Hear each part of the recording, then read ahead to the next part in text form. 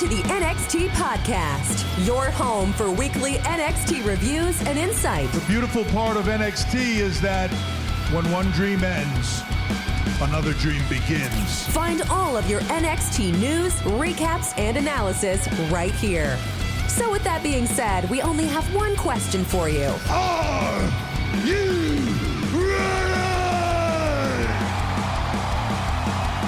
We thought so. Let's get the show started right now.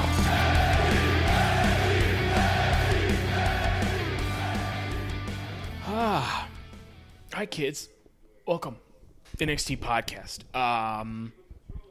Welcome, as always. I'm your host. My name's Zachary Smith. Really excited to be here with you again for another week of the most just stress-free, not at all terrifying news coming down show in WWE. A few weeks ago, I told you guys that, maybe I had a little bit of a reason to be jealous because on Raw, you have Bobby Lashley as your champion. Big, strong dude. Love him. On SmackDown, you have Roman Reigns, Tribal Chief. That's great. I have Karrion Kross.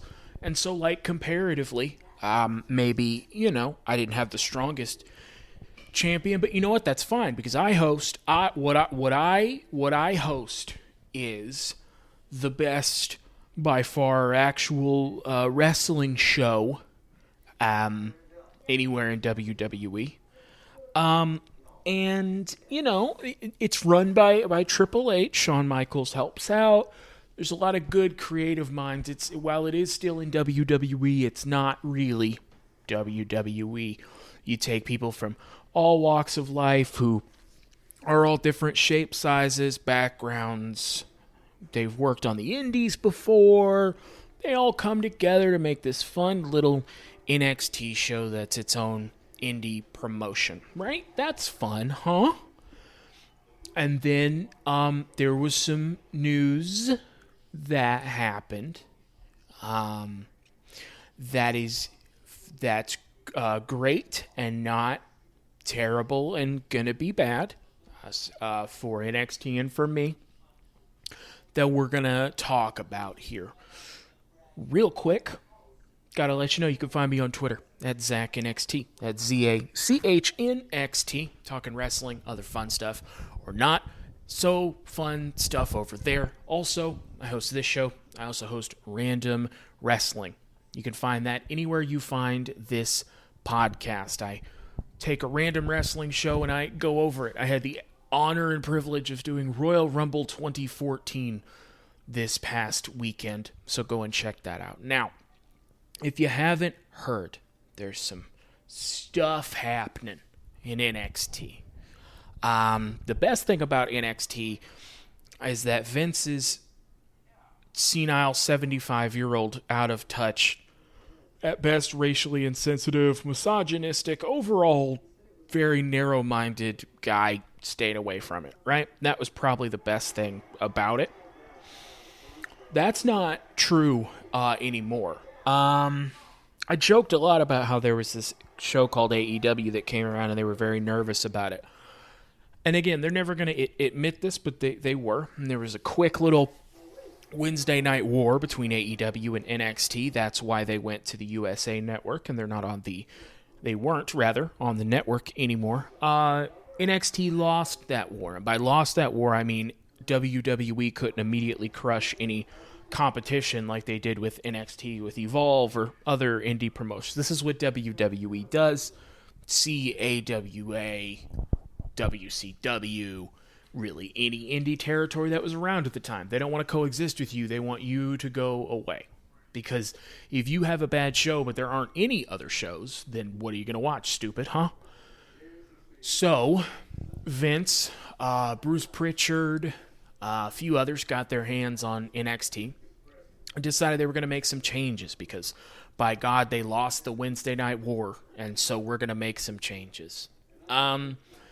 So there's already been a bunch of releases. You probably saw Bronson Reed, Mercedes Martinez, Tyler Rust, Bobby Fish, bunch of people, right? Some of them on NXT television, some of them just had matches, some of them just in the Performance Center. The mandate, as it's been reported by everybody, is that the word is that NXT is going to change.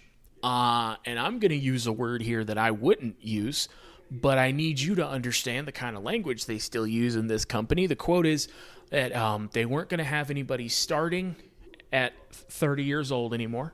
They only wanted people who could be, quote, main characters, because as you know, a good story only has main characters.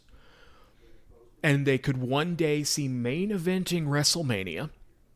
The part I wouldn't normally say is that one of the mandates was no more midgets, which in 2021 is a super cool way to talk about people. And so obviously some releases, probably some more coming.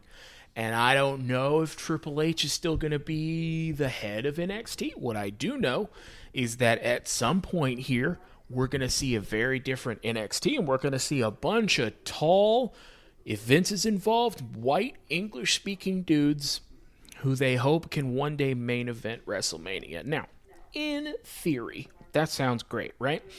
You have a developmental system, which you're going to treat as developmental, and so you would want people that could main event a WrestleMania, right? That kind of makes sense. The problem there is that the people who have come from NXT, a lot of them, not a lot of them, some of them could main event a WrestleMania. So Kevin Owens, Finn Balor, Karrion Kross actually probably, Samoa Joe, Shinsuke Nakamura. I'm sure there's more. Those are all guys that have some combination of the ability to, with the right story, main event a WrestleMania, right? But in order to main event a WrestleMania, a few things have to happen. You have to get over in NXT to the point where a 75-year-old out-of-touch man notices you. And then he notices you, and you get brought to the main roster, right? So you get brought to the main roster. Well, one, the Raw and SmackDown fans, a lot of them don't watch NXT, so you have to kind of rebuild that. But two, WWE can't have somebody get over by themselves, like Daniel Bryan in 2014. They have to have come up with it. It has to have been their idea.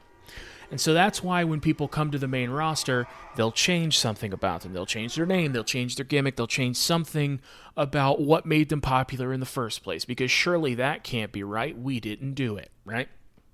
So you come to the main roster. Your name's not Zachary Smith anymore. Your name is something stupid, or your gimmick is something stupid. You're not a podcast host anymore. You're a farmer. And now I'm Jonathan Banks, the farmer, and I'm sent out, and I have to get over even though I already was. Now, let's say you beat the odds there. You're a Kevin Owens or a Finn Balor, and you do get over. Well, that's great. But Kevin Owens is chubby. Finn Balor is small and got hurt one time. And so now we don't trust you. So you're definitely not getting the backing of a main event at WrestleMania because, well, you either don't have the right look, or you got hurt, or the story isn't quite right, or Goldberg's back for one of his 2 matches a year that are going to be bad, or John Cena's back, and so a Finn Balor doesn't get that chance, right? So now you have to watch out for a bunch of part-timers at best that are going to take that spot because they're not interested in making new stars, because they don't have the patience for that. But let's say you even get past that. Well, if you're on Raw, you're definitely not main eventing WrestleMania because the WWE Championship is absolutely not main eventing WrestleMania. I don't care what the match is. Right now, Roman Reigns is your Universal Champion. So Roman Reigns, make no mistake about it, will be in the main event of WrestleMania.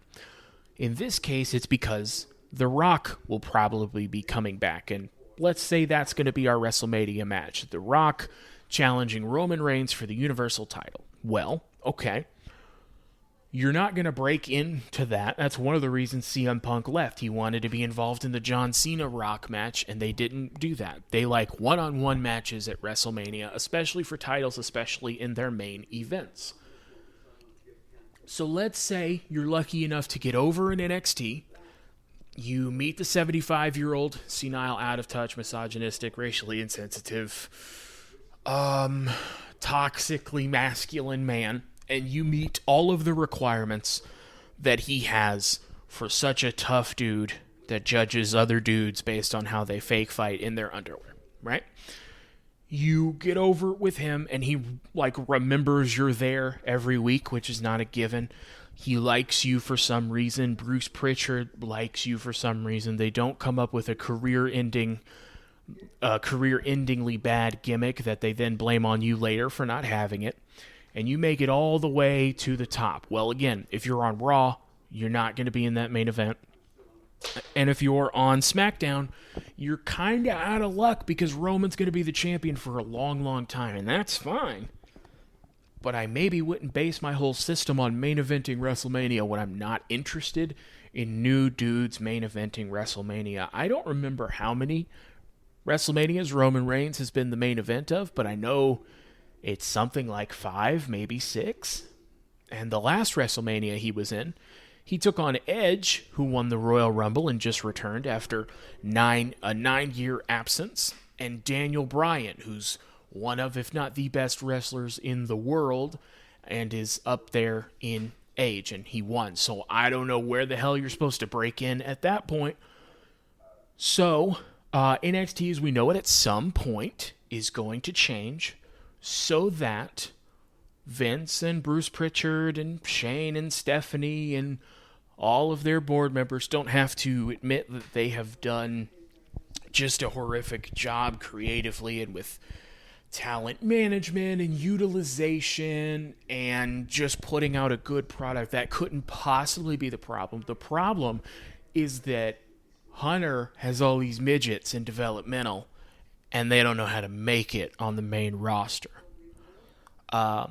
So I don't know about you, but I'm looking forward to a completely different NXT. I, frankly, am sick of watching the best WWE show every week, and I would love it to change back to a bunch of tall English-speaking white dudes. So look forward to that, I guess. I've pretty much, as you've heard, come to terms with it. I am now of the mindset that this is either going to be fine because Hunter's still going to be in control and it's not going to be that drastic of a change, or it will be that drastic of a change and whatever. I can make fun of it. That's fine. I can certainly do that. So, at least this week, next week, and TakeOver on the 22nd will be NXT as we know it. I don't know if that next week, if it's going to be a completely different show or not, but we're going to enjoy NXT while it's here, huh? The Then Now Forever song has changed again. It is now done specifically to bother me. I can't think of another reason why they'd keep changing it. Last week, we get a recap of Cross calling out Samoa Joe. I don't remember if it was this or a different one, but I believe for this, when Karrion Kross came out and stood on the announce table, they actually had to reshoot that because they did it once, and the crowd was chanting Jeff Hardy the whole time because that had just happened. And so NXT had to trick its fans and say, hey, at last we have a big surprise for you. And then Karrion Kross came out, just did his promo, ran off, and Samoa Joe was there. So, obviously, if we have a new NXT, he's going to be in great hands on the main roster. Apparently, it was reported that one of the writers was saying that the story was that Karrion Kross was going to go on a losing streak, and then eventually Scarlett was going to join him, and he was going to start winning. I'm a big proponent of not everybody that comes to the main roster needs to be like an undefeated monster, but it sure does seem stupid and roundabout to have him lose without his manager and then his manager to show up when he's currently just with his manager. That seems not super necessary to me, but what do I know? I've never been in the business. I've never had to make those calls, so on and so forth. It's Joe versus Kross for the NXT title. I really hope that Joe wins. I really hope Joe wins, because one of the two people in this match is dead on arrival. And there's just no way you can have Joe lose at this point. There's simply, you can't do, I don't think. Tonight, NXT UK's Ilya Dragunov is in the CWC for the first time. He's challenging Walter for the UK title at TakeOver. We're going to talk about him later. Kyle O'Reilly and Adam Cole come face-to-face. Wonderful. Raquel Gonzalez returns. Also just wonderful. TakeOver 36 is a week from Sunday, so we have one more NXT show before then. What happens after TakeOver, Zach? I don't know, dude. Could be anything. We're going to find out together. Announcers say that Ember Moon is not medically cleared to compete here tonight, so Regal's found a replacement for Saray tonight. It's Dakota Kai. I hope Ember isn't hurt again. Didn't hear anything about that. Weird that you didn't have Dakota Kai in a match anyway, but that's fine. Dakota Kai's here to start us off. I, again, would really like Dakota to win that women's title, please. Raquel doesn't really have challengers left if she beats Dakota, and also Dakota's a better character.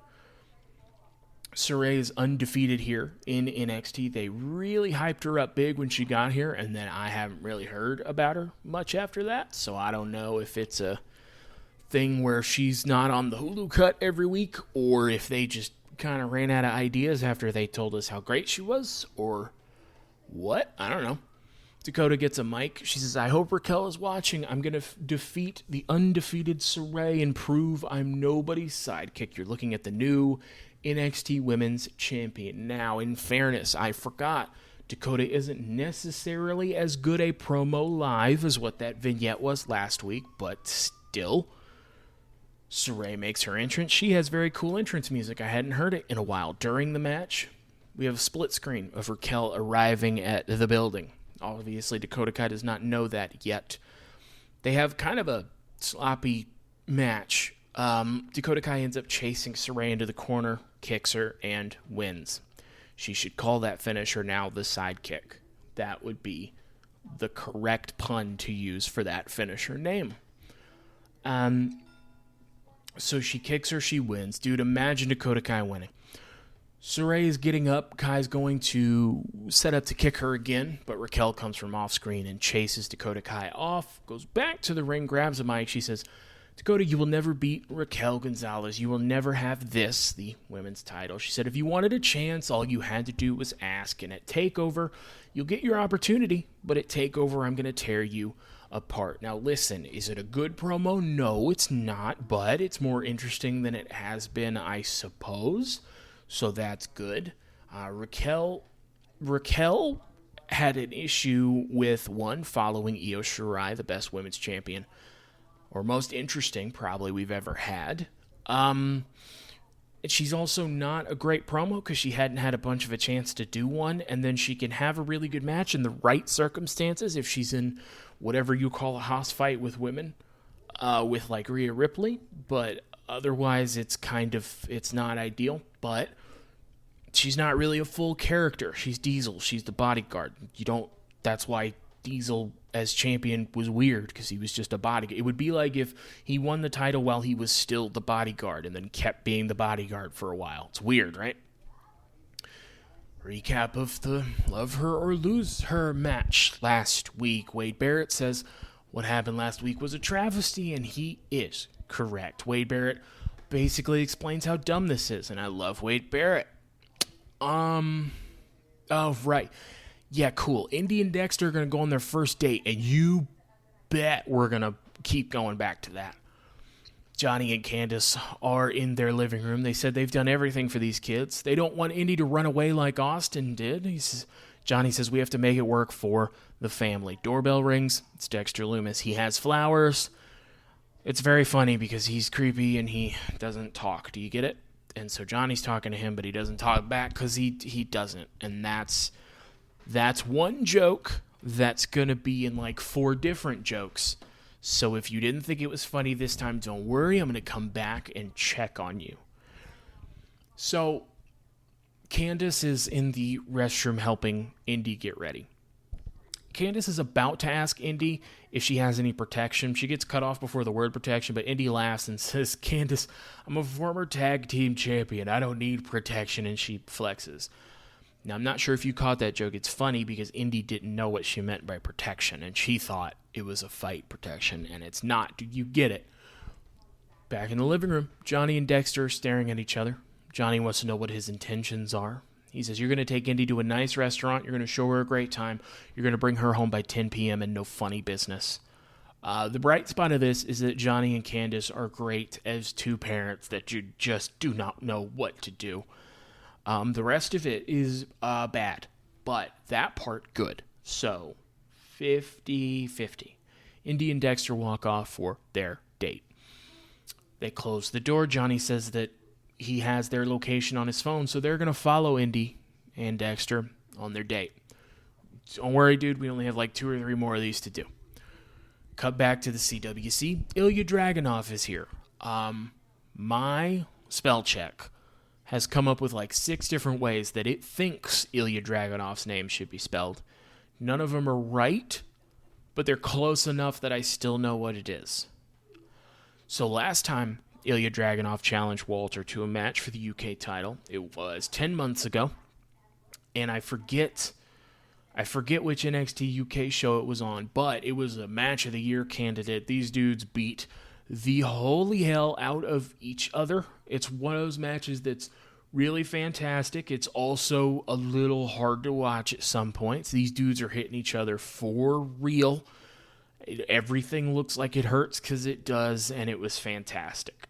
So we're going to have a rematch of that, except we're going to do it on an NXT takeover where it'll get more eyes than a NXT UK show.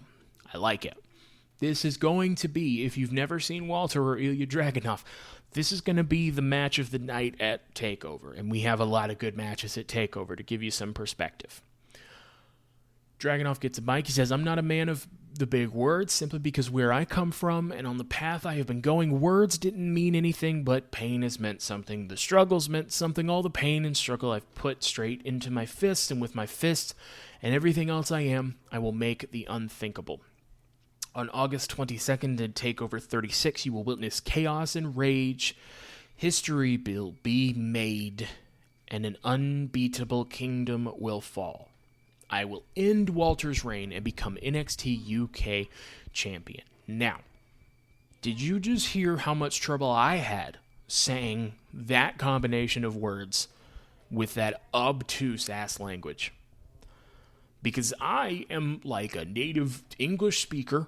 I heard it, I typed it, and I read it, and I still had trouble with it. I certainly didn't say it like I meant it, because those are ridiculous words. Nobody would use them in that combination. Now, Dragunov, just going by the name of his finisher, I don't know if he's from Russia or exactly where he's from. I'm not sure if English is his first language or not. But Ilya Dragunov's strong point is not his promos. His strong point is he's very physical and very good in the ring. He's very charismatic without talking, and his entrance is like primal. It's got a primal quality to it. There's like a rage in there. So in order to hype up his match, you could have him say just a quick little thing and have him make his awesome entrance and have a really good match later, or I don't know, put him in there and make him talk for 5 minutes straight, which is not his strong point. That'll probably do it too. I don't know. I don't know if there's already different decision makers in the room now, or if it's like the decision makers for NXT are a little bit distracted because there's this 75-year-old dude that's mad at him all of a sudden. But it sure does feel more WWE, like Raw or SmackDown the last couple weeks. And I can't help but think there's more people in the room than there used to be making decisions, because Hunter, left to his own devices, I don't think would put Dragunov in the ring for a 5-minute straight promo when that's not his strong point. I have more faith in Hunter, the executive, than that. So that's not like a portent of things to come or anything. I'm sure it's fine. So he starts to say at TakeOver, and he's interrupted by Pete Dunne. Now, Dragunov is only 27 years old, but he is only 5'10", so I don't know how that works with the new rules. Pete Dunne, I think, is 26, 27, but he's short, so he's done for, dude. Pete Dunne says, before you get ahead of yourself, you owe me a big thank you. Without me traveling the world as UK champion, putting it on the map and carrying the continent of Europe on my back, you don't get to compete against Walter or take over or stand there in front of the baddest man in NXT. He said, to be honest, count yourself lucky, because if I had stayed in the UK, I would have put you in your place a long time ago. He says, Pete, talking about big words, you have a lot of them. I'm not here because of you or anyone else. I gave everything I have, carried my destroyed body straight to the top. I will make the impossible possible and beat Walter. That's something you can't change, and something you certainly never did. Great. Okay, so again, a bunch of obtuse language in there, but certainly something you never did was a good line. Walter beat Pete Dunne for the UK title a long time ago. He's had it forever. Now, Pete Dunne says, that's in 2 weeks. How about you showing me that your words are as strong as your will to fight tonight? Sorry, that was dragging off. Then Dunne says, you must be as mad as you look. I promise after tonight, you won't make it to TakeOver. That would suck if he just didn't, like, he beat him so bad he couldn't compete at TakeOver. It would not be ideal. He would be a man of his word at that point, so he wouldn't be a liar, but whatever. I would like Dragunov to come to NXT, please. He's real fun. Now, he won't, because I think he's going to win the UK title here, so he's going to be on NXT UK. I don't watch NXT UK. I think Walter's coming to NXT, though, so that'll be good. But I'd like Dragunov to come, too. Okay, dude, I gave you a fun thing, and now vegetable time. Indy and Dexter are at Fresco Italian Cuisine. That's the date spot. Indy orders like 6 appetizers. It's funny because she's not that big, and she can eat a lot. Indy's talking a lot. Dexter's not talking at all. Do you get it? You remember that? It's from earlier. He doesn't talk. They overhear Johnny's voice on a walkie-talkie. Indy walks over to another table where there's a menu standing up, and Candace is behind that, now dressed in black with binoculars. And Johnny is still calling out to Indy, or rather to Candace. And Indy grabs the walkie-talkie and basically says, stop following me on my date. And she goes back to the table. They go back to their date. Candace and Indy run off. Now, I don't want you to be upset. We're leaving this for a second. Don't worry, we're going to come back to it. William Regal's in the ring with a podium with a bunch of security guards that were not effective last week. Regal calls Adam Cole and Kyle O'Reilly out to the ring. There was a report that Adam Cole's contract had run out. And he had basically signed an extension through SummerSlam week to finish out this story with Kyle O'Reilly. And so now we're at the point where Vince met with him personally and is now going to act like he knew who he was the whole time and that he actually has plans for him. So he essentially has 2 choices. He can re-sign with WWE, and then he either can stay in NXT, which is about to go through huge changes that he's not necessarily going to benefit from, or he could come to the main roster. Now, in my experience with just hearing people talk about him, Vince is very good. Now, I've heard him talk on a microphone recently, and he's not good at that, so I don't know if he's good at this anymore, but at least he used to be good at talking to people about plans. So, like, pal, you're very important to the company. I want you to stay here. If you stay, we're going to do this, this, this, this, and this. And then he gets you to sign, whether you already work for him or especially if you don't. And then once you're signed, now he's got you. Now it's not fun for him. Now the chase is over. And so then he loses interest in you. The most interesting Adam Cole's ever going to be to Vince is right now and nothing after this. So he can either sign back with WWE and do that, or he can go wherever else he wants, or he could go to AEW, where his, I think, girlfriend, I forget if they're engaged, I think girlfriend, Britt Baker, is, where a lot of his friends. The Young Bucks, Kenny Omega, a bunch of people are. And also they don't have that, how could you possibly be a top wrestler if you're not 6'4" and 250 pounds? They don't have that there.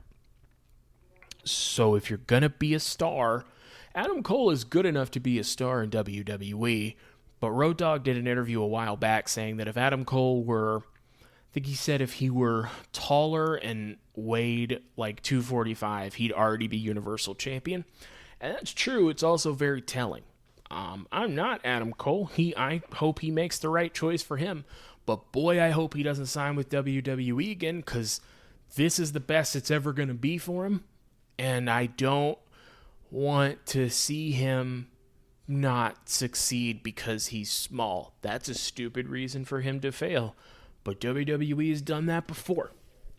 But he makes his entrance first here. Kyle comes out second. I know I say this every time they're together, but they really should stop having Adam Cole and Kyle O'Reilly together like this, because Kyle is not a good promo, and Cole very much is a good promo, and so it doesn't work. Regal says your match at TakeOver, it's going to be 2 out of 3 falls. If you don't know, that's a match where you have 3 different stipulations. So in this case, it's a singles match, street fight, steel cage. So the idea is if you win 2 falls, you win. But it's wrestling. So Adam Cole will win the first fall, Kyle O'Reilly will win the second, and then they'll have a third fall, and whoever wins, wins. So it's pretty self-explanatory, but I just wanted to make sure. Now Regal says you both get to pick a stipulation for the first 2. For the final fall, I'll pick. Kyle, you go first. Kyle starts talking, blah, blah, blah, blah, blah. Kyle picks a regular match because Kyle O'Reilly is untoasted bread in every sense of that word. Yeah, it's bread, it's good.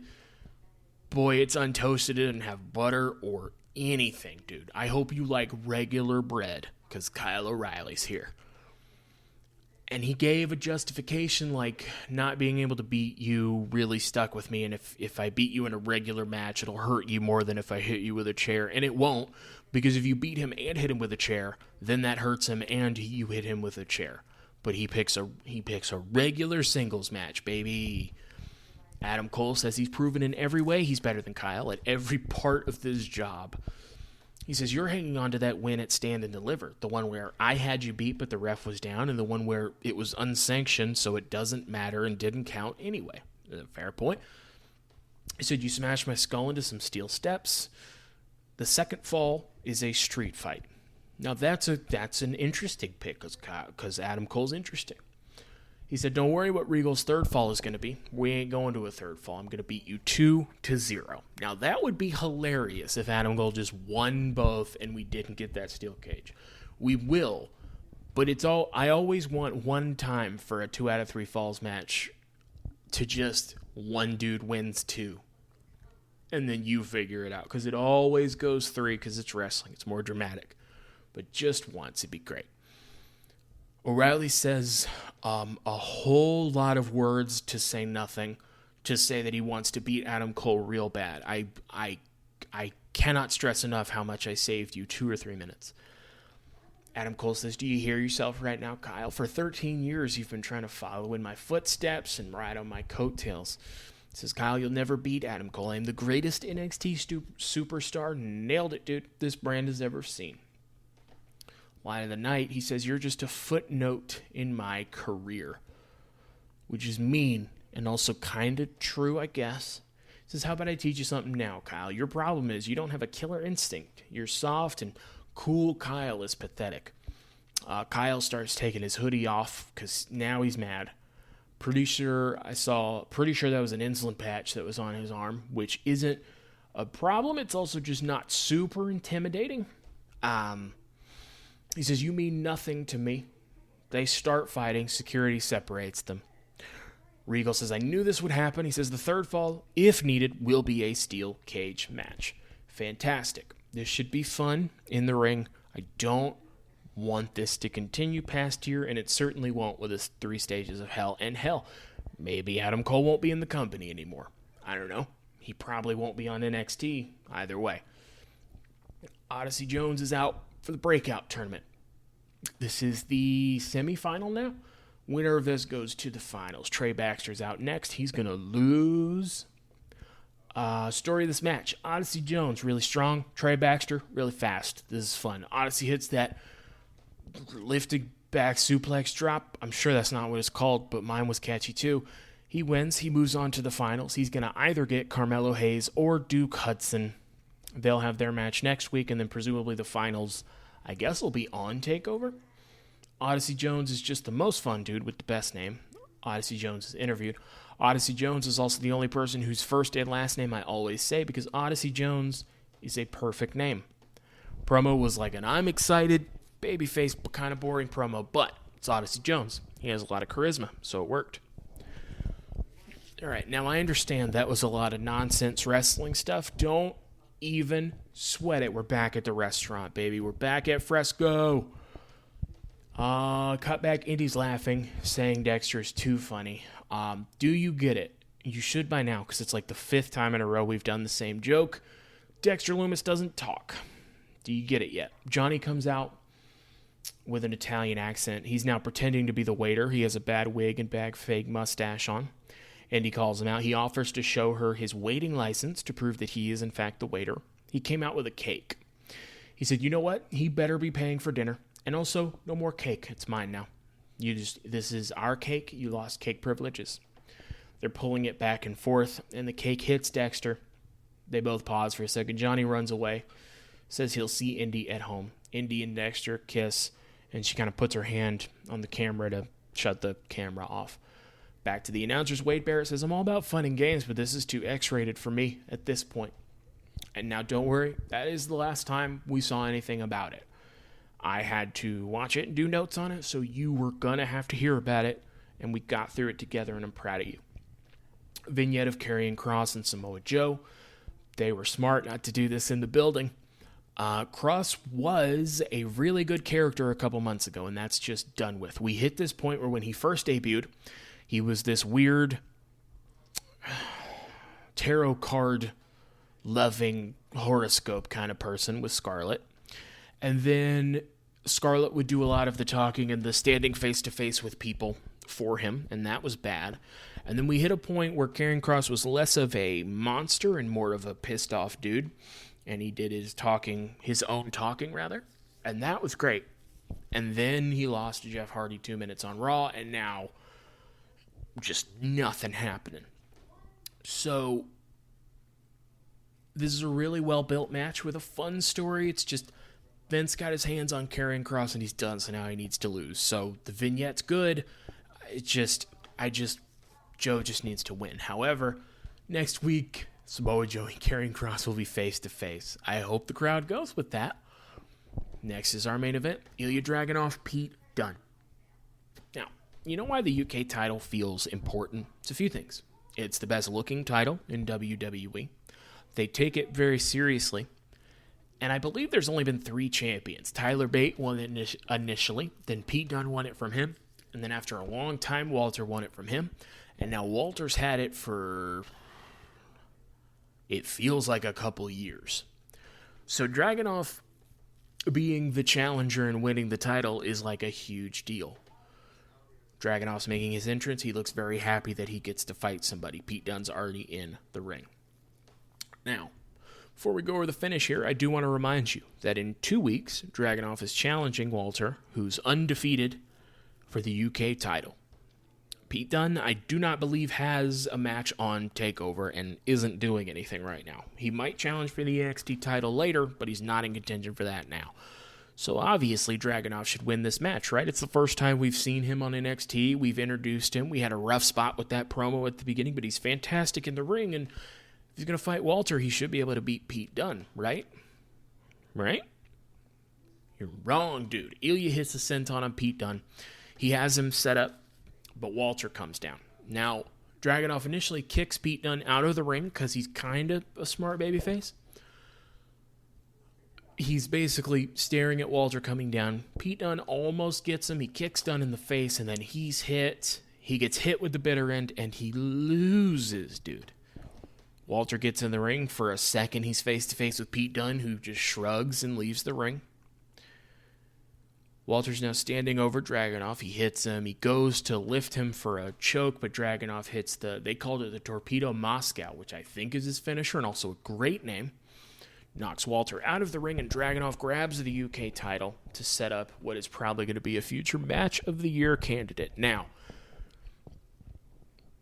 if this was your first time seeing Ilya Dragunov, I need you to understand this does not represent him as like a character. And I, again, can't help but feel like there's other people in the room making decisions, because if somebody is challenging somebody for a title in 2 weeks, and they're fighting somebody this week that doesn't have a match on that same show, the first time I see somebody and they lose, that's weird. And on the main roster, like Vince, Bruce, all those guys will say, wins and losses don't matter. And that's stupid and untrue, and they're lying. Hunter always seemed to be of the opinion that wins and losses do matter, so it just seems weird to me that all of a sudden Hunter's cool with Dragunov losing, but then holding the title at the end, thinking that balances out. All I'm saying is that maybe, just maybe, we don't have the exact same decision makers in the room. But I don't know about you, dude. I'm pretty psyched for next week, just because I don't know what we're going to get week to week now. Psyched for TakeOver, because that's probably going to be the last one that's like this. And then I'm really excited for the week after that to see if it's the same show at all. I guess come back here next week and find out, because that's it for NXT this week and maybe forever. No big deal. I'm not freaking out. You're freaking out. Shut up. So that's it for me. Whatever happens, I'll be here. I'll be here, and I'll be hosting Random Wrestling. Again, you can check me out over there or at Twitter at ZachNXT, at ZACHNXT. Want to watch a grown man freak out about a wrestling show change? You can find it over there, dude. If not, I'll catch you next week. I've been Zachary Smith. You have been fantastic as always, and thank you very much for listening.